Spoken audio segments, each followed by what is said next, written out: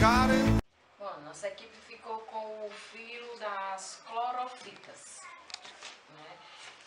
Clorofita significa cloro de verde e ficus de algas. Então, são as algas verdes que a gente vai falar. Aqui no nosso modelo didático, a gente colocou aqui alguns tipos de algas verdes. A mais encontrada no litoral brasileiro é a uva SP, né? E aqui são as outras que são encontradas no litoral do resto do planeta, certo? As algas, elas são autótrofas, fotossintetizantes, que no caso elas produzem o próprio alimento através da fotossíntese. E são diferenciadas, elas não são plantas, são diferenciadas das plantas porque as plantas elas possuem raiz, caule e folhas. E no caso das algas multicelulares, o seu corpo é chamado de talo. São encontradas nas águas doces e salgadas. Elas podem ser unicelulares e multicelulares. E seu habitat pode ser terrestre, úmido, ou então aquático, no meio aquoso, né, que elas são encontradas. E a sua espécie, de acordo com os estudiosos, de acordo com a evolução, foi a partir das algas que ocorreu a origem das plantas, que é a partir das briófitas e assim por diante. Uma das características importantes das algas verdes é a sua pigmentação, que é a clorofila A e B, e o outro pigmento é a carotenoide e a xantofila. E a sua substância de reserva, no caso, é o amido. Vou falar agora da reprodução. A reprodução ela é bastante diversificada desse grupo de algas. As unicelulares elas podem se reproduzir de forma binária, né, divisão binária, onde o núcleo da célula multiplica o material genético e ela se parte dividindo em duas. E as multicelulares, ou as filamentosas chamadas, macroalgas, elas podem se reproduzir de forma assexuada por esporulação ou fragmentação. A fragmentação é quando ela solta um pedaço e cai no meio, né, no ambiente com condições favoráveis ao desenvolvimento e forma novas algas, assim como a esporulação. Solta o esporo e ali vai dar origem a uma nova alga. As filamentosas, além da assexuada, ela também apresenta a reprodução sexuada.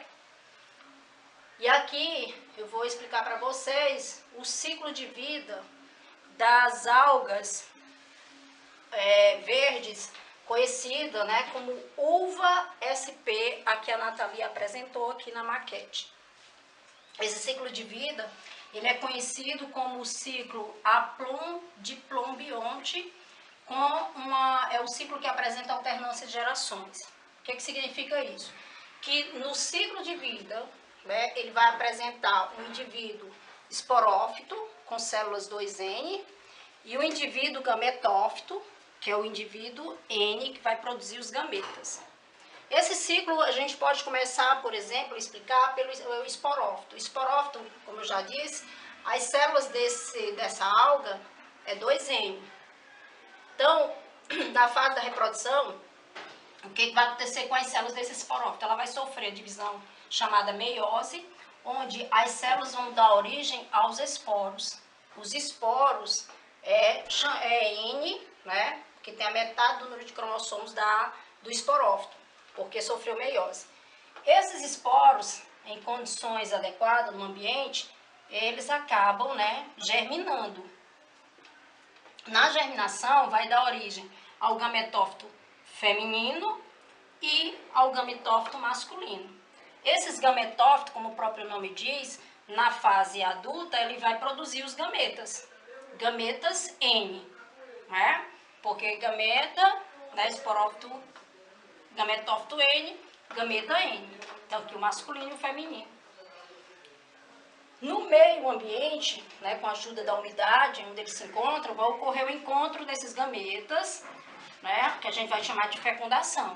Essa fecundação vai dar origem, né, quando as duas N mais N se unir, vai formar o zigoto 2N. N mais N e 2N. Então, o zigoto é 2N. Esse zigoto vai ocorrer uma sucessão de mitose, divisão por mitose, onde esse zigoto vai se desenvolver, vai crescer, aqui ele germina, né, crescendo, até formar um novo esporófito, fechando o ciclo.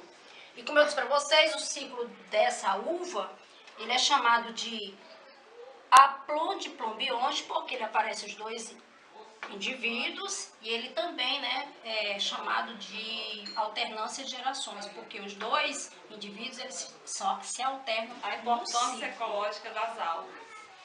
O processo de fotossíntese realizado pelas algas é responsável pela renovação da maior parte do oxigênio do ar atmosférico. As águas formam a base da cadeia alimentar como produtoras primárias no ecossistema aquático. As macroáguas verdes podem, por vezes, colonizar grandes porções de substrato, fornecendo refúgio e alimento. E mesmo substrato secundário, há uma grande variedade de organismos, tornando-se um microhabitat num determinado ecossistema maior. Algumas águas são excelentes indicadores de determinados problemas ecológicos.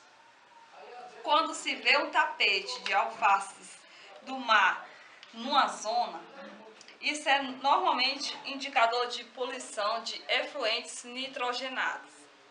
Elas também são biorremediadores de águas poluídas e podem também ser utilizadas como biomarcador de poluição. As macroáguas podem participar das pesquisas do etanol de terceira geração provenientes das pesquisas de carboidrato. Trata-se de uma alternativa sustentável e ecologicamente, pois só usa água salgada e luz solar para crescer e não é necessária a utilização de agrotóxicos e fertilizantes. A importância econômica das águas. Em muitos países do Oriente, as águas são utilizadas como alimento. Elas são fontes de proteínas, vitaminas e minerais. As águas também podem ser encontradas em ingredientes de rações de animais e muitos alimentos utilizados na pecuária possuem como base uma farinha feita com algas. Na agricultura antifúngica, as microáguas podem ser aplicadas nos frutos como o mamão, o figo, para assim aumentar a vida útil desses alimentos na prateleira. Esse material pode ser utilizado em sala de aula para que os alunos possam ter uma noção da diferença do que é uma alga e uma planta. Na nossa maquete, a gente utilizou os seguintes materiais: madeira, cola, papel crepom, palitos, restos de plantas artificiais, tecido, tinta para tecido, feltro, bucha vegetal e também musgo seco, bola de isopor e também para expor a parte daqui da explicação, a gente utilizou um desenho realizado pela Nathalie para explicar todo o ciclo do que é uma